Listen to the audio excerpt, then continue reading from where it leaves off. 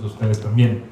Les decía que me vio obligado a mirar y a entender muchas cosas, porque a pesar de que yo nací aquí y mis papás también, mis abuelos vinieron de San Ramón, los cuatro, y desde pequeño me tocó justificarme que por qué yo era guanacasteco si era tan blanco, bueno, no soy tan blanco, pero alguna gente lo pensaba, si hablaba distinto, y yo me siento muy guanacasteco porque lo soy. Más allá de un 5 en mi cédula, yo aprendí a querer la tierra en la que me tocó nacer y la tierra que me amamantó, como los volcanes que recuerda siempre Guadalupe Urbina en su música.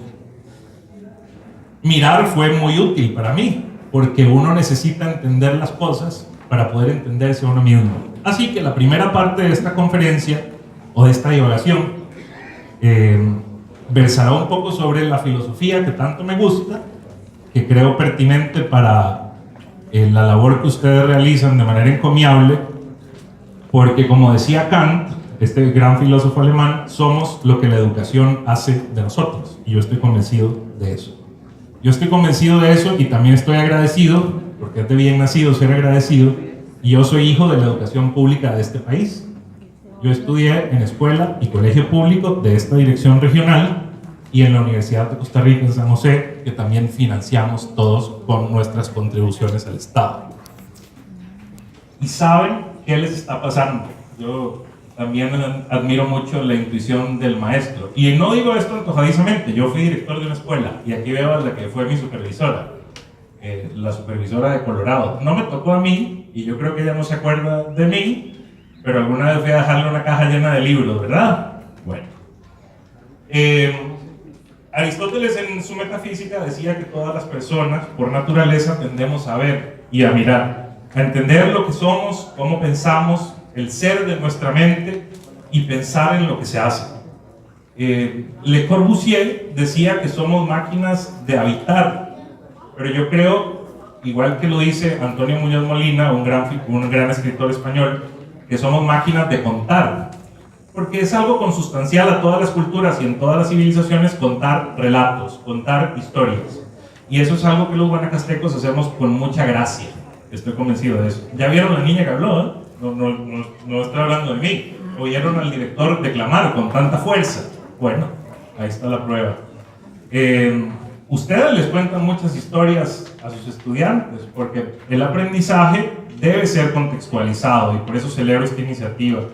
El aprendizaje, a pesar de que es un fenómeno ubicuo, uno puede aprender en cualquier lugar y en cualquier momento, si no hay contexto, no es efectivo. La mediación pedagógica descontextualizada no rinde los frutos que esperamos. También sería egoísta seguir hablando sin agradecerle a todas las personas que de otras provincias decidieron dejar a sus familias para venir a trabajar con los niños de nuestro Guanacaste, y eso no es poca cosa. Habla muy bien de ustedes. Les decía que yo comparto eso, que somos máquinas de contar. Pero también para contar necesitamos el lenguaje. Los filósofos griegos, esos que tanto me gustan, seguro por deformación profesional, decían que somos tres cosas. Somos amor, somos lenguaje y somos memoria. Pero el lenguaje tiene dos vertientes, el lenguaje que habla y el lenguaje que es. Así que yo llamo a ese lenguaje que es la lengua matriz. No somos solo un signo, un símbolo que comunica. Para poder comunicar tenemos que ser, y el lenguaje es lengua matriz. Tengo algo que también me gusta llamar sana obsesión, seguro es porque no quiero parecer loco, pero tengo una sana obsesión con la precisión lingüística. Me gusta que las cosas las llamen por su nombre. Por eso cada vez que alguien dice, ocupo un lapicero, no, se dice necesito. El ocupar implica la necesidad de un espacio físico. Esas cosas que quizás son nimiedades para muchos, en el futuro determinan muchas conductas.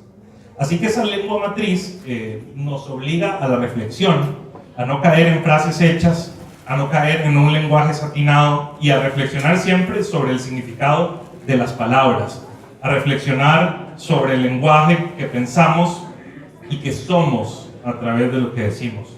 Y la educación es eso, es una noble profesión de comunicar y de enseñarle a la gente a hacer. También parte de mi carrera profesional ha estado ligada al mundo de la comunicación profesional. Trabajé en un medio de comunicación regional y escrito para revistas en el extranjero. Y yo recuerdo con mucha simpatía alguna vez que alguien me dijo, porque antes de pasar a los medios de comunicación siempre estuve en la educación. Primero fui director de un proyecto de tecnología educativa y luego fui director de una escuela rural. Recuerdo que mis amigos de San José me decían, pero estás loco, ¿cómo te vas a ir a meter a Colorado de Vanguard? Les decía, Wittgenstein, que era un escritor austriaco que admiro con devoción, hijo de una familia muy acaudalada de su época, contrario a mí, yo no soy pobre de solemnidad, pero tampoco soy millonario, decidí que quería vivir la experiencia de ser maestro. Y como no había estudiado pedagogía, me dejaron ser director. Y yo es algo que agradezco hasta el día de hoy y recuerdo como el año más feliz de mi vida, de los 30 que me ha tocado existir. Los medios de comunicación, les decía, tienen una gran cuota de poder en sus manos, y contrario a lo que muchos de mis amigos pensaron, que yo había renunciado a mi ideal de la educación, había roto mi carrera, y después de estar 5 años en el mundo educativo había pasado a la prensa. Y yo les dije, no, es que ¿qué educa más que un buen medio de comunicación? ¿O qué puede ser más desastroso para la educación que la mala prensa? Es un hilar muy fino, pero los medios de comunicación tienen una gran labor pedagógica y estoy convencido de eso.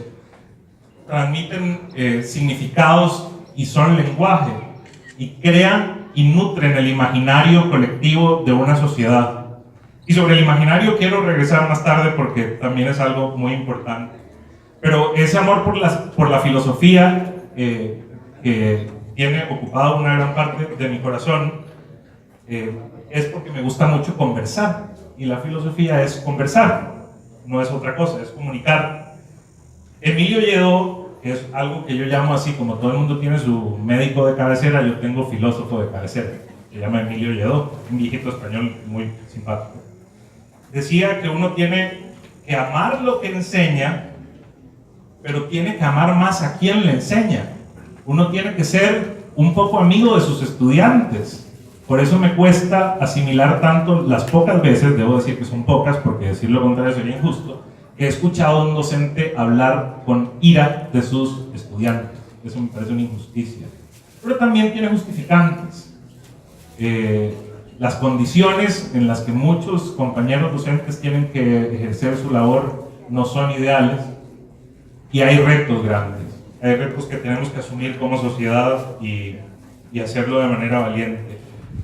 Como les dije antes, Kant insiste a lo largo de su obra que el hombre es lo que la educación hace de él, que somos lo que hemos aprendido y lo que nos han enseñado, porque gracias a lo que aprendemos logramos comunicar nuestra visión del mundo, nuestras inquietudes y la crítica que nos ocupa. Todos tenemos una lucha interna, todos libramos una guerra interna sobre las cosas que amamos y las que no nos gustan, sobre las cosas que nos interesan y las que no, y eso se traduce en el lenguaje. Como les dije, yo insisto, si a uno le enseñaran desde pequeño a mirar y a entender, otro de mis maestros ya de grande, y digo maestro en un sentido más amplio porque he tenido la dicha de topar con gente que me ha regalado su cariño y su atención, y uno de ellos es el que digo sin temor a equivocarme, es quizás el filósofo costarricense más importante de la actualidad, y es un nicoyano, Alexander Jiménez Matarrita, que fue decano de la Facultad de Letras de la Universidad de Costa Rica y que fue Premio Nacional de Ensayo justamente con un libro que se llama El imposible país de los filósofos. Y en ese libro, Alexander, del barrio La Cananga, el barrio más lindo de Nicoya, dice que Costa Rica cometió una injusticia histórica en la década de los 50, y esto es algo que probablemente ustedes me van a dar la razón.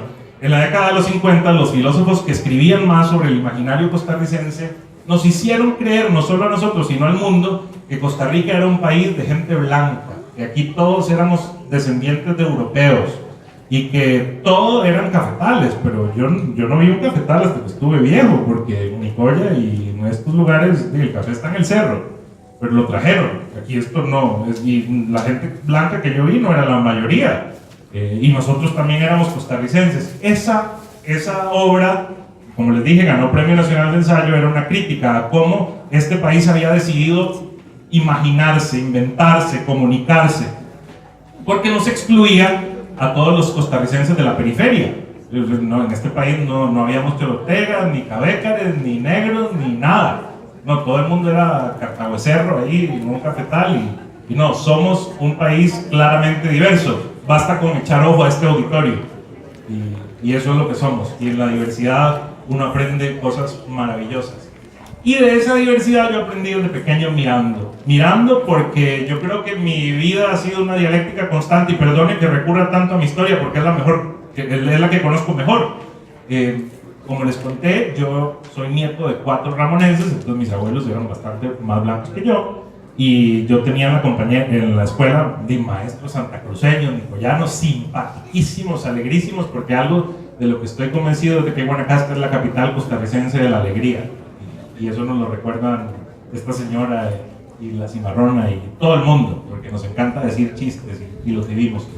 De esa diversidad aprendí mucho, y como estoy convencido de que mi vida fue una dialéctica, y de esa dialéctica aprendí, porque era nicoyano y ojancheño. Los ojancheños se enojan conmigo cuando yo digo que soy de Nicoya también, pero es que yo nací en Nicoya. Sí, que diga que no, estaría mintiendo. Yo me siento nicoyano y ojancheño, me siento guanacasteco y ramonense, me siento costarricense y centroamericano, y eso a veces parece pecado, pero eso tiene mucho que ver con el título de esta actividad. Uno no puede abrirle los brazos a un mundo que no conoce, sería muy arriesgado y muy irresponsable, y yo creo que tenemos que conocer el mundo en el que nos tocó vivir, y sobre eso voy ahora. Una sociedad culta y moderna debe cultivar los ideales de la justicia, el bien, la verdad, y amar más que odiar, porque también creo fielmente en que tenemos un impulso amoroso, que el impulso amoroso es más fuerte que el impulso del odio. Uno tiene que amar quien es y amar lo que es y el lugar donde le tocó nacer para poder amar a otros. Y eso los filósofos griegos le decían spoudaios, que es como el hombre decente, el ser digno, el que se puede ver a un espejo y no sentir vergüenza. Y perdón si se van a ofender, pero yo comparo mucho la labor docente con la labor política, porque es una labor política en el sentido estricto. El docente hace política todos los días. Y los griegos también reflexionaban mucho sobre si un político podía ser feliz. Imagínense, esto no es una discusión de ahora, es una discusión de hace 2400 años. Aristóteles y Platón pensaban y reflexionaban mucho sobre si un político podía ser feliz, porque su naturaleza debía estar entregada en su totalidad a servir, a darse. Y eso aquí me recuerda a mí, el maestro de pueblo. El maestro de pueblo se da todo a su comunidad.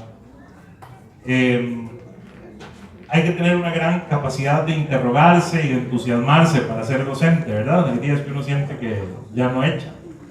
Y los niños y los jóvenes le regalan el entusiasmo, y las familias que se comprometen con ese proceso, que no es solo del educador, ayudan a hacer la carga más liviana y a recobrar la esperanza tan necesaria para poder entusiasmar a otros.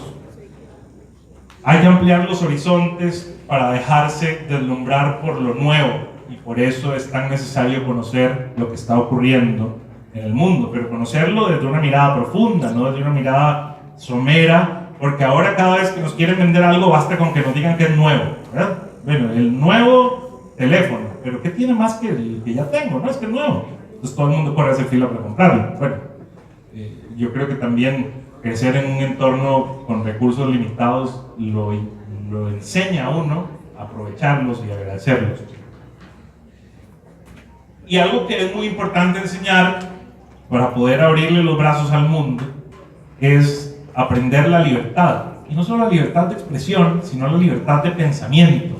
Esa me parece tanto más importante que la libertad de expresión, porque ¿de qué vale tener libertad de expresión si uno va a decir solo idioteces? No tendría ningún sentido, sería muy irresponsable. Hay que tener libertad de pensamiento y cultivarlo, de una curiosidad insaciable. Hay que dejarlo fluir, como los ríos que vemos con tanta alegría llenos estos días. Eso es lo que tenemos que hacer de las mentes de nuestros muchachos y de nuestros niños, pensamientos que fluyan, que se nutran constantemente. Spinoza, otro gran filósofo de la Ilustración, decía que debemos meditar sobre la vida, creer en ella, en toda ella y entenderla como una corriente que ahora me hace mucha gracia. Hay algo que se llama bioalfabetización, que invita a que nos entendamos el mundo en el que vivimos con base en los fenómenos biológicos y fisiológicos. No basta con... Recuerdo una vez cuando yo era director de escuela, vean qué bonito poder decir esto, es algo que me llena mucho de alegría. En la escuela que yo trabajaba instalamos una estación meteorológica. Entonces yo invité a todos los maestros, los directores de nuestro circuito. Y vino el vicedecano de la UCR a instalar la estación meteorológica. Entonces le preguntó don Roberto Salón a uno de los niños que estaba ahí que de dónde venía el agua que nosotros consumíamos.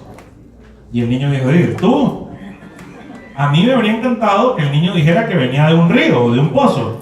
Eso es bioalfabetización, entender nuestra cotidianidad basados en los procesos biológicos que nos dan la vida.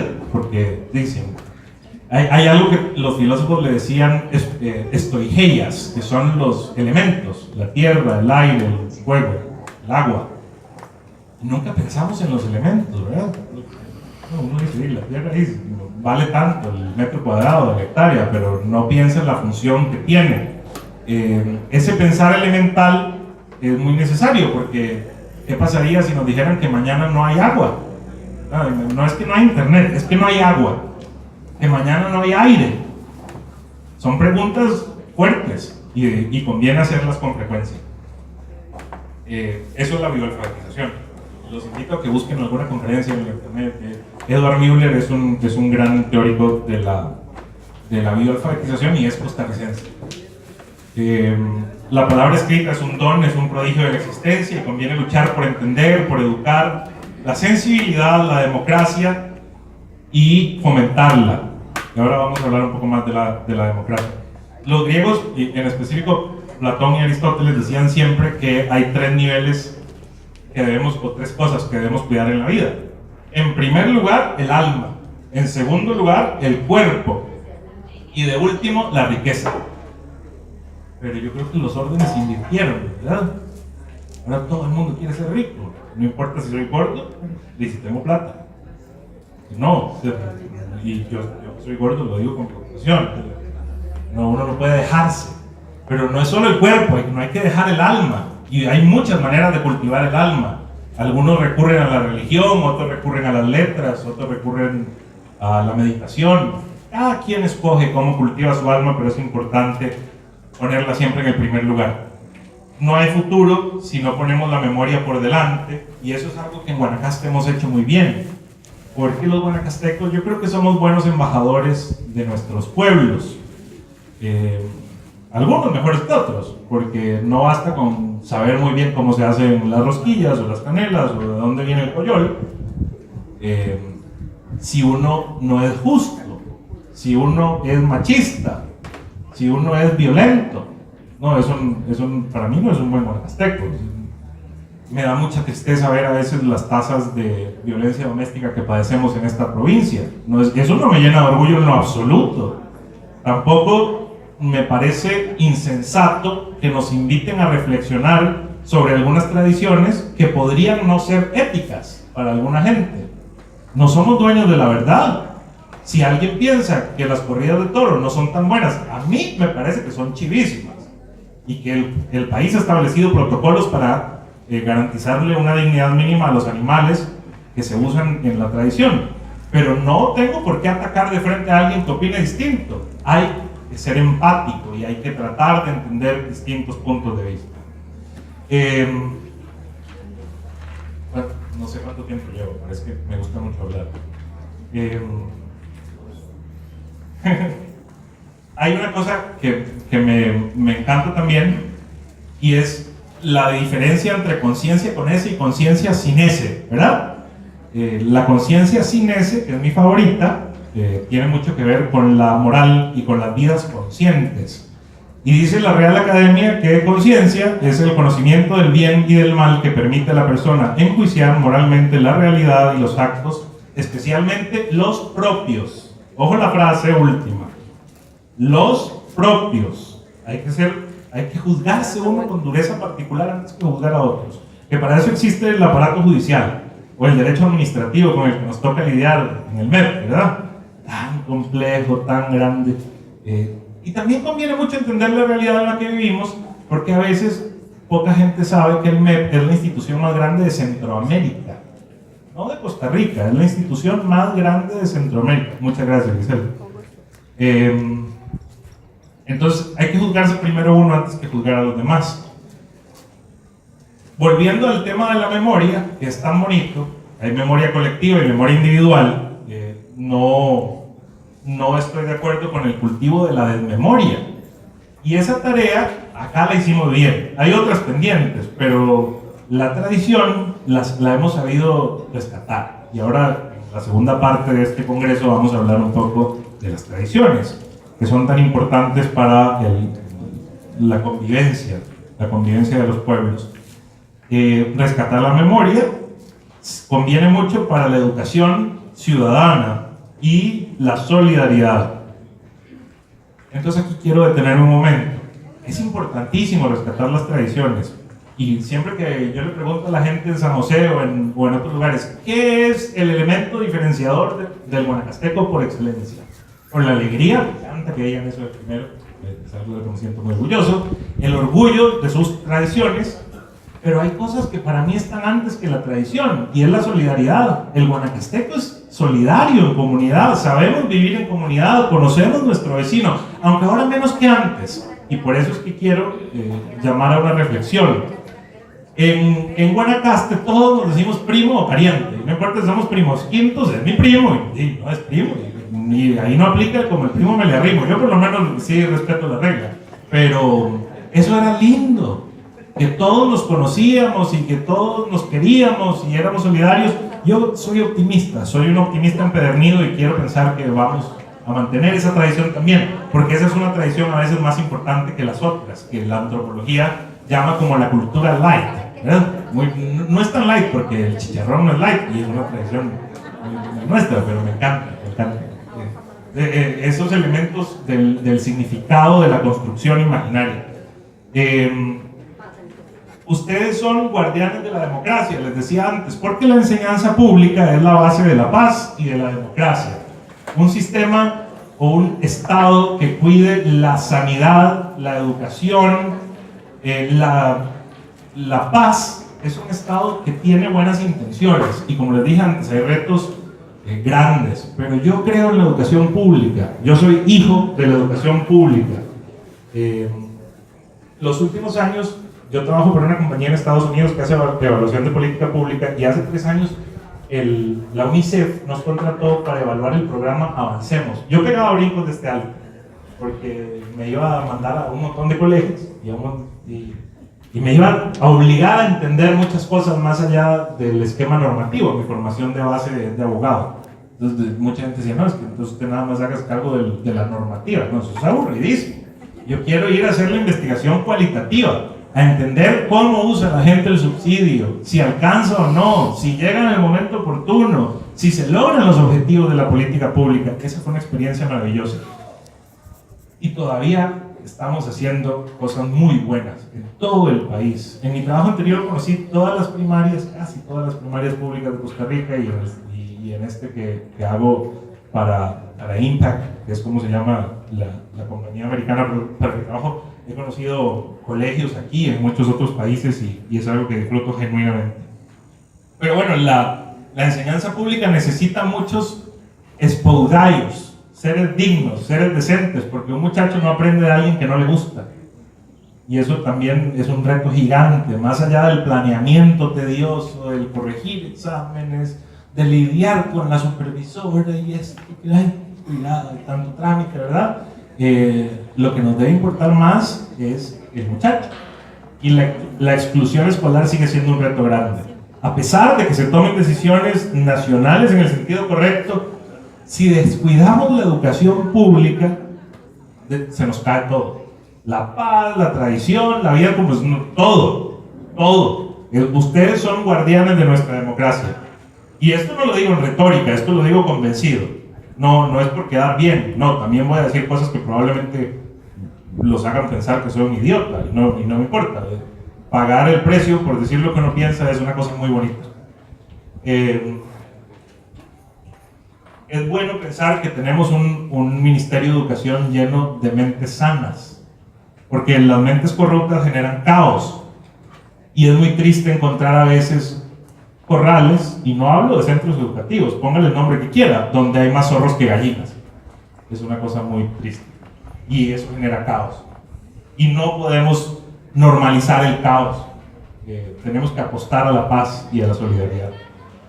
Siempre aparecen justificadores para la inmoralidad, y eso tampoco lo podemos normalizar. Esas justificantes indican una depravación del sistema, del submundo intelectual, que tiende a justificar lo injustificable, y cuando hay tantas excepciones, la regla desaparece. Y para vivir en orden hay que vivir con reglas, aunque no nos guste. Decían los intelectuales serios que el respeto de la ley aporta salud a la sociedad, y yo creo que eso es cierto. Creo yo, no soy dueño de la verdad. Otra cosa que me enseñaron desde temprano fue a dudar, que me parece muy sano. La duda es muy sana, es un síntoma de que uno no es autoritario. Hay que tener mucha sabiduría para superar la miseria en la que viven algunas personas, y ustedes ven la miseria todos los días. Por eso me parece tan injusto que haya gente que critique. Allá me están jalando el pelo con el tiempo, qué tirada. ¿Ya llevo media hora, Oscar? No creo.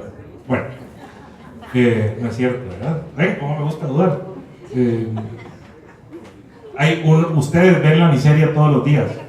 Hay mucha pobreza todavía, y me parece injusta la gente que critica lo de los comedores escolares, que me pareció un acierto absoluto de abrirlos en vacaciones. Yo vi niños en Río Cuarto de Grecia, en Sarapiquí, en Turrialba, que la única comida que tenían segura era la de la escuela. Y me puse muy contento cuando se hizo esa reforma en el sistema. Como hay reformas y hay políticas públicas que son muy buenas, como esto de la guanacasteidad, me parece muy sano, pero nos debe invitar a ir más allá, ¿verdad? Si Guanacaste tiene un trato especial, entonces nosotros tenemos que ser correspondientes y tratar de manera recíproca a el ministerio, que ha tenido la gentileza de darnos un recurso adicional para preservar algo que nos llena de alegría y de orgullo a todos en este país. Y como se me está acabando el tiempo, voy a dejar un poco, muy a mi pesar, la filosofía para ir a otras cosas más actuales. Y no es que la filosofía no sea actual. La filosofía que escribieron los griegos clásicos hace 24 siglos parece que la escribieron ayer muchas veces.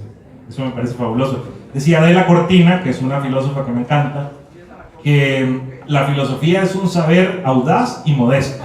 Es audaz porque quiere explicar la justicia, la belleza, el ideal, pero es modesto porque cuesta mucho explicar qué es lo justo, qué es lo bello, qué es lo ideal. Pero hay que pensar en ello. Hay que pensar en ello, mucho. La segunda parte de esta divagación iba sobre identidad, convivencia y desarrollo humano, que es algo con lo que ustedes lidian todos los días, y más los que trabajan acá en Guanacaste, porque si uno viene de la ciudad, y esto lo digo con conocimiento de causa porque me fui a San José hace 14 años y vengo todos los fines de semana. Eso es algo que siempre digo, me cuesta destetarme. La convivencia es un reto. Ahora conversaba con una directora acá que me decía que a veces en las mismas familias hay roces, ¿verdad? Es un reto. Imagínense que uno, por mandato, por lo menos bíblico, para los que son creyentes, dicen que uno la familia casi que la tiene que querer por obligación. Yo discrepo un poco de eso. Pero si le cuesta a la gente que comparte un origen vivir en paz, imagínense a los que no somos familia. Hay un reto grande, ¿verdad? Y cuando las identidades coligen, hay problemas. A veces tenemos gente que le gusta imponer su identidad y no entender al otro. A mí la comprensión me parece algo muy sano, o por lo menos la intención de comprender habla muy bien de la gente. esta que durante años fue una sociedad sinómica, en palabras de Freda Adler. La sinomia es un fenómeno sociológico que habla de las sociedades que se autorregulan porque hay mucha paz, porque hay mucha igualdad y tal. Se ha convertido en una sociedad anómica, cada vez más violenta y más irrespetuosa de la ley. Bueno, ven lo que pasó en San Carlos, muy triste. A mí me costaba pensar que eso fue en Costa Rica, como agarraron a patadas a 2 oficiales, le quitaron el arma de reglamento a uno de ellos.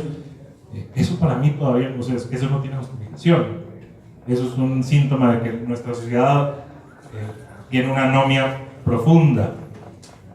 Amartya Sen, un premio Nobel de Economía, que me gusta mucho y recomiendo su lectura, principalmente de uno de sus libros que se llama The Idea of Justice, o La Idea de Justicia. Habla de que antes que fomentar el bienestar debemos fomentar el desarrollo de capacidades, de crear condiciones. Martha Nussbaum, otra filósofa americana que me gusta mucho y también ha escrito 2 libros muy buenos que les recomiendo decididamente. Uno se llama Las fronteras de la justicia y el otro Creando capacidades. Ella coincide mucho en sus teorías con Amartya Sen de que debemos crear capacidades antes que situaciones básicas de bienestar. Eso es relativo. Hay mínimos. Adela Cortina también, en un libro que escribió en 1986 que se llama Ética Mínima, decía que hay mínimos de justicia, hay mínimos humanos, y que lo que va por debajo de esos mínimos es inhumano. Entonces, por eso es que el Estado tiene que preocuparse tanto por invertir en educación y en salud y en seguridad, porque esos son mínimos. Las sociedades que llegan a caer debajo de esos mínimos se convierten en sociedades inhumanas, donde no hay desarrollo de capacidades. Y este término de capacidad, que es el enfoque propio de la teoría del desarrollo humano, de Amartya Sen y de Martha Nussbaum, lo que dicen es que las personas deben estar en capacidad de decidir cómo quieren vivir una vida que les regale plenitud.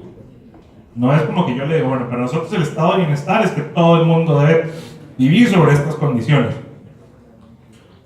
No hay medidas fijas y no hay por qué sumirse en un fijo ético y en un fijo tradicional. En antropología hay otro concepto que a mí me gusta mucho que se llama el existencialismo sistémico, y es que hay un rango de identidades.